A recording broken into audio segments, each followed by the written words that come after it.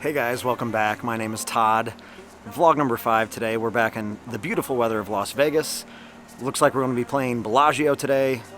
We're on the 2-5 and the 5-10 lists. 5-10 is going to be a little table dependent, but that said, let's hit the strip. Let's go. To take my time, to keep on dancing, to walk that line, yeah. You got me shifting the paradigm. No longer wishing, you're my lucky strike. Love the way you ride, look into my eyes, say you're ready to go. $1 million life, yeah. We could roll the dice, act like you're surprised, but you already know. Oh, yeah. Like I said, we're on both the 2-5 and the 5-10 lists, and I immediately sit down in a 2-5 game. The 5-10 tables look like a good mix of recreational and regulars, so I still plan to mix it up in 5-10, but I will say due to the Bellagio 2-5 cap of only 500, it is by far the softest 2-5 game in the city. From my experience, it has the least pros in the game due to the cap, so keep that in mind when you're visiting Vegas. It only takes about 15 minutes before I wake up with a premium. I'm in the big blind with Ace-King of Diamonds, and we see a min raise from the player in early position to 10. The button decides to put in a 3-bet to 35, and when it gets to me, I think this is a good enough hand to put in another raise, so I make it 100. The original raiser folds, and the button puts in the call. We flop pretty well. It's King-9 deuce with a couple spades, so we flop top pair with the best kicker on a mostly static flop, and I make a pretty standard C-bet of 75. The button thinks for quite a while before ultimately deciding to lay it down, and we pick up a nice little pot to start building some good momentum out of the gate. In the following orbit, I find another premium. We're dealt Ace-King again. This time we're in early position, and it's the offsuit variety. I go ahead and open the action to 15. The player on my direct left makes the call, and we see a 3-bet to 65 from the hijack. To make things even more interesting, the player on the button cold calls, and the action is back on us. I think at this depth, we probably have a slam dunk 4-bet jam because this hand will be tough to play out of position multi-way. But again, I fail to make an adjustment to the more shallow stack depths and just decide on a call this time, which brings along the player to my left. The flop is Ace-10-9 with 2 clubs, so we're happy to flop top-top again. I play in flow and check, intending to put in a check raise if the preflop aggressor continues betting, but to my surprise, the player in middle position decides to lead into the 3-better for $100. This lets hijack off the hook, who folds, and we see another call from the button, who now only has about 115 left behind. I'm not exactly sure what's going on given all of this bizarre action because both opponents are playing this one in a pretty non-standard way. I'm obviously still happy with my hand, but I'm not sure where I stand, so I decide to just call and evaluate the turn. I think it's likely one of the two is on a big draw, whether that's a straight draw, flush draw, or a combination of the two, so when I put in the call, I decided I'm putting all the money in on clean turns if I'm given the chance. The turn is just the brick we're looking for. It's the 4 of diamonds. I check. The player in middle position bets 100 again. I think you guys know how I feel about that. The button makes the call, leaving $15 behind now, and I stick to the plan and go ahead and put it all in for 440. Middle position goes deep into the tank for quite a while before ultimately putting in the call, and the button calls for his remaining 15 as well. The river is the 6 of hearts, and I show down my hand. We end up chopping with middle position, who also has Ace-King, which is a little disappointing, but this ends up being our last hand of 2-5, and we book a nice little $277 win in about 30 minutes before getting called to a brand new 5-10 must-move table.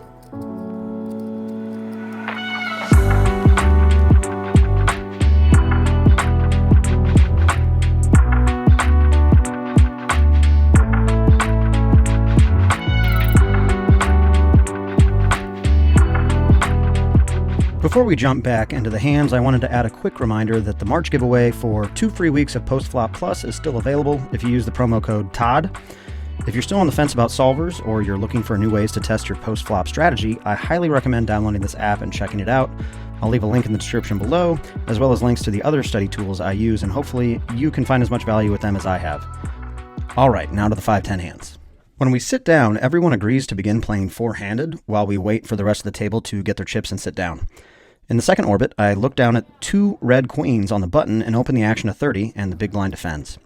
The flop is 7-5-3 rainbow, and surprisingly, the big blind elects to lead for nearly a pot-sized bet of 60. This action throws me off a bit because I don't think the big blind necessarily has range advantage on this board against a button opening range.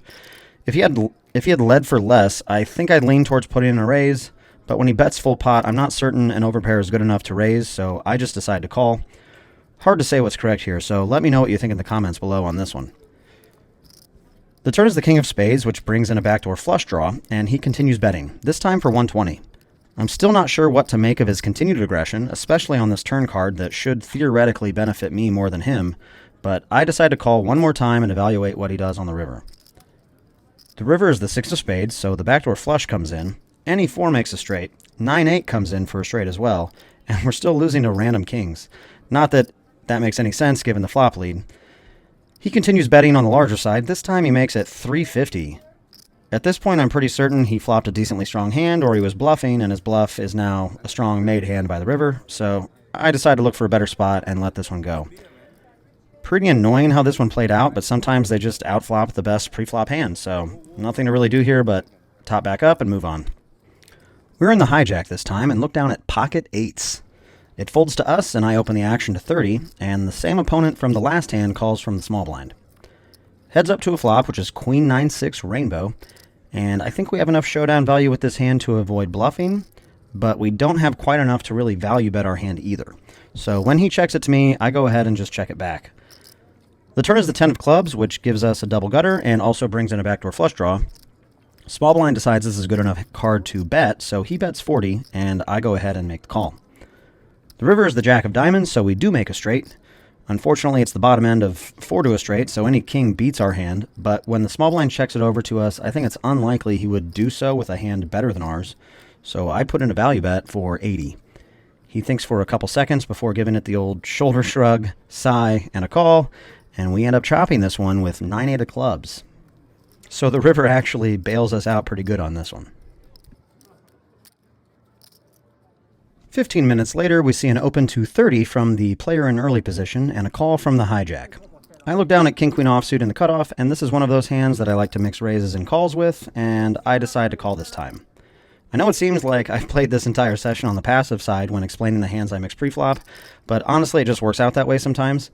I don't remember exactly what was going through my head during all of these situations, but the main reasons I like to 3-bet hands like this are to protect the best hands we 3-bet with, like our high pocket pairs, to take down the pot pre-flop without seeing a flop, and to guarantee position post-flop by squeezing players out of the hand. My best guess as to why I mostly called is the table just wasn't folding too many 3-bets pre-flop, which means we'd be stuck playing bloated pots, likely multi-way, with marginal hands, and that just sounds absolutely terrible. So anyways, like I said, I just call again, and the button calls behind. The flop is queen 6-4 rainbow, so we flop a strong top pair, and the pre-flop raiser apparently hates money because he bets almost full pot for $100. The hijack calls, and I think folding is completely out of the question, but raising is probably not the best either, and that leaves us with the only option left, which is a call, and the button folds. The turn is the 5 of spades, completing the straight draw for 8-7 and bringing in a backdoor spade draw. Both opponents decide to check this time, so I think it's likely we have the winning hand at this point, and I put in a value bet of $300. Both opponents decide they do, in fact, like money, and tell me as much by snap folding, almost in unison. Shortly after that last hand, I'm told it's my turn to fill a spot at one of the main games, so I make the move, and we just can't find a hand to play. In fact, I fold for 45 minutes before finally looking down at ace-4 of diamonds in early position. I open the action to 30, and the low jack and big blind come along for the ride. 3 ways to a flop of 7-5 deuce with 2 hearts and a diamond. We flop a gutter and a backdoor flush draw.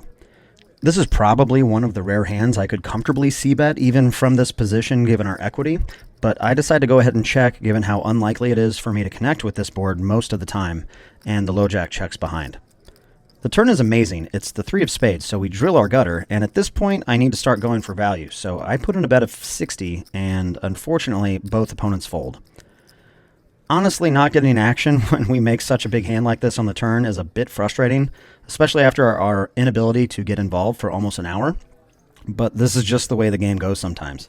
It can be super boring at times, so when this kind of thing happens, I try to keep a level head, remind myself it's one long session, and stay occupied by actively paying attention to my opponents and their involvement and leaks. This is my own personal way of avoiding boredom and tilt, but I'm curious what you do when you're card dead and can't seem to get any momentum going. Let me know in the comments how you handle this kind of thing. Also, if you are enjoying the hands and the review, feel free to like the video and maybe drop a subscribe if you'd like to see more vlogs down the road. About an hour and a half goes by, and I play a couple hands. We win a couple, we lose a couple. Nothing interesting, really. Finally, I look down at ace-jack offsuit in the hijack and make a pretty standard open to 30, and the button calls. The flop is jack 5-3 with a couple spades, and this is a texture I like to use a larger sizing on when I do decide to bet. So I bet about half pot for 40, and our opponent makes the call. The turn is beautiful. It's the ace of clubs. We turn 2 pair, and we're unblocking both the nut flush draw and the other flush draw possibilities containing the jack of spades. So I decide to charge those types of hands with an overbet for 200, and our opponent calls almost instantaneously. He didn't quite beat me into the pot, but he didn't think any longer than about 2 or 3 seconds before tossing and calling chips. The river is the 10 of diamonds, so king-queen does get there, but honestly, we should only be losing to king-queen of spades at this point, so I'm not super concerned about that holding. The spade draw does miss, and when an obvious draw misses like this, I've learned that plenty of players bluff catch much lighter than they normally would. Figuring this out has saved me a lot of money by not following through on missed flush draws, and it's also made me a lot of money by betting larger than I normally would to exploit the hero calls. Because I'm unblocking spades, the flush draw missed, and his turn snap call of my overbet, I think this is a perfect spot to continue betting pretty big. If he has nothing more than a missed spade draw, he'll likely fold to any bet size anyways, but he could still have a missed nut flush draw with a pair or maybe 2 pair. So I go ahead and bet basically the size of the pot for 550. He thinks it over for quite a while, and I go from hoping he doesn't snap call to hoping he doesn't put in a raise to hoping he finds his cape to make the call to going back to hoping he doesn't raise again.